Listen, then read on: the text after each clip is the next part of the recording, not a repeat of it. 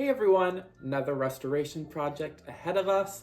I'm Cole at Kitschy Flower, and today we are going to be restoring this rubber face plush, who a very sweet viewer actually sent my way, since unfortunately it is in pieces. Now I'm gonna say this isn't gonna be a hard project. All I'm really going to have to do is just restitch him back together and add some stuffing. And that's really about it. Maybe touch up his paint a little bit, but not much beyond that. I think this one is absolutely adorable. I can't wait to actually put this cute pink bunny in my own Easter display. So if you're curious on how to fix up a vintage plush from the 1960s, keep watching. I'm gonna show you everything you'll need for this project, incoming now. All right, so not much stuff we actually need. We're gonna use a clear matte varnish. Before and after our paint, we're going to be using just some cheap acrylic gloss paint, a paintbrush, a needle, some thread, and some scissors. And I am gonna use a darker thread so I can try to show how I am actually restitching the plush.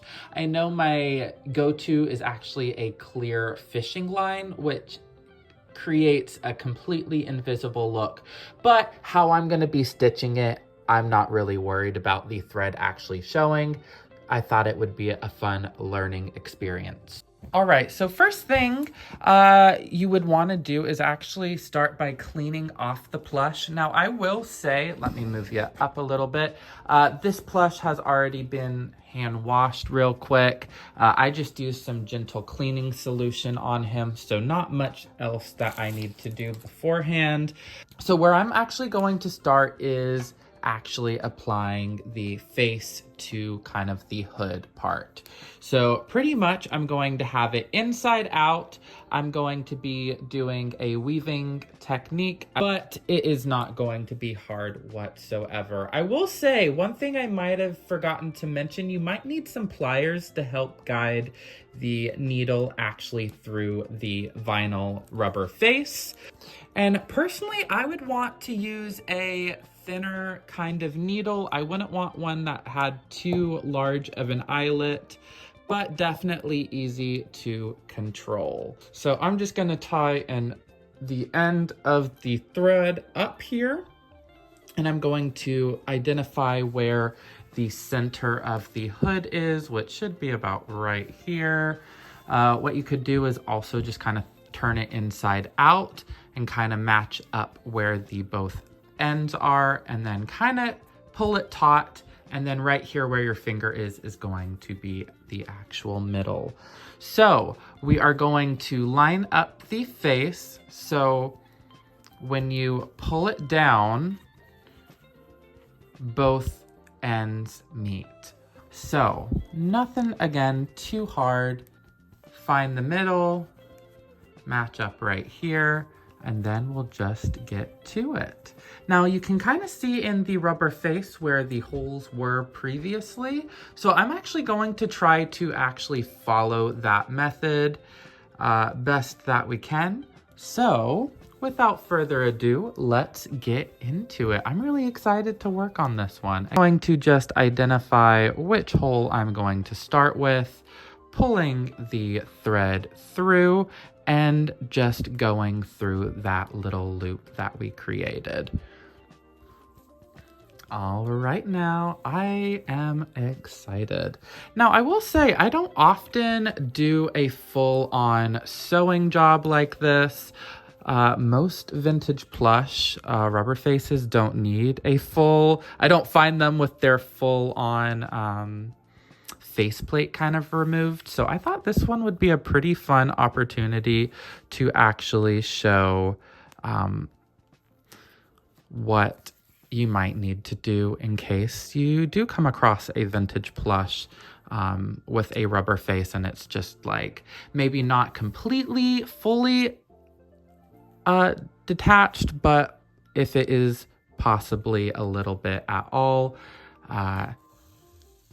this will be a helpful guide, hopefully. Now, I will say this vinyl is pretty easy to work with. I'm not using pliers whatsoever with it. I just did the same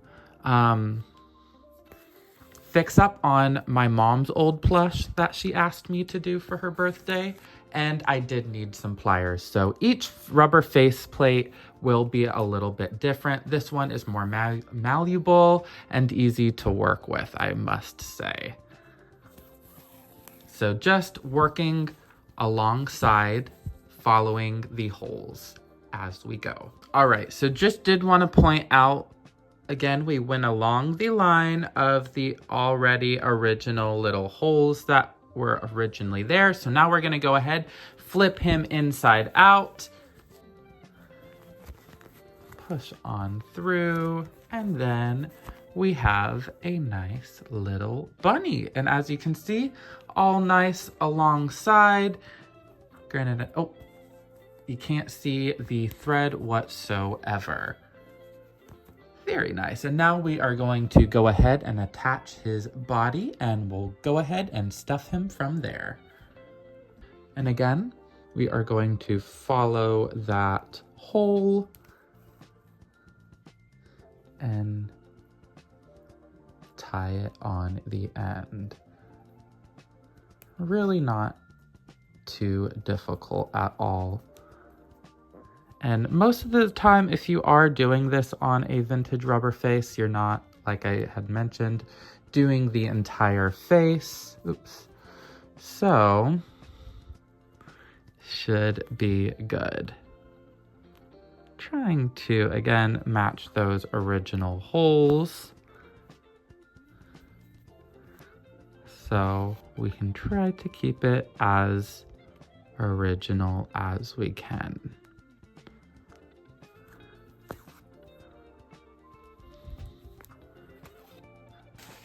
All right, so now we have the bunny fully attached back in place. Now I'm gonna go ahead and give him some stuffing. Again, we're gonna be using some of that polyfill to do the job. Again, you can definitely pick out polyfill. That's probably the most accessible, easy stuffing to find. Or I would recommend, if it is more of a higher end, maybe Rushton, trying to find a higher grade cotton, which when I have used that in the past, I have to order that offline. So just note that there are definitely a few options to choose from. Again, polyfill probably being the easiest. You can either get at Walmart or Michael's / any local crafting store, or you could find some more denser, heavier style cotton to actually fit into the plush. All right, and we got him all nice and restuffed, as you can see. Of course, he is missing some fluff, fur, as you can see, but we can't really do much about that. So we're just gonna go ahead and give him a nice little bit of a face up. We're gonna touch up his nose and maybe his little whiskers, a little teardrop he has. So I'm just going to be using some acrylic paint and just ever so slightly touching up where the pink was. Nothing too difficult there. A little bit on his mouth. Oops.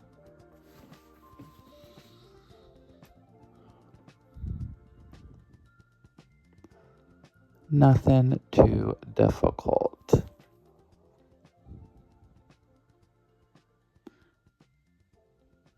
And we're probably only going to do maybe 1 or 2 coats.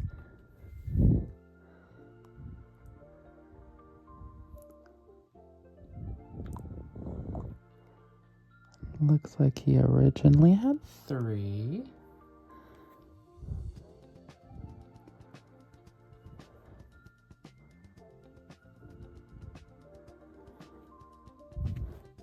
And maybe just a little bit on his eyebrow.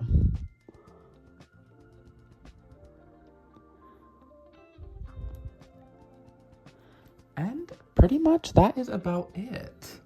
Let me just touch up his little freckles and maybe a little bit more on one whisker. not too hard at all.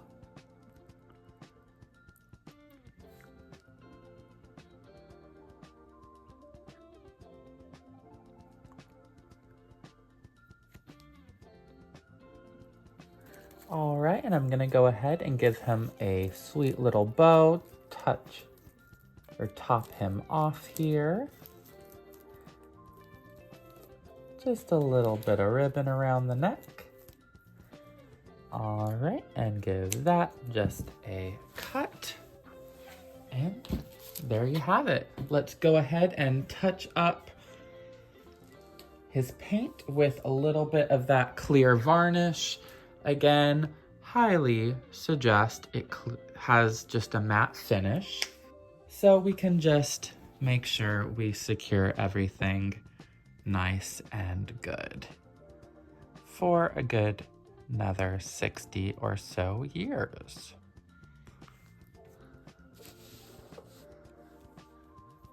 And a little bit on the tear.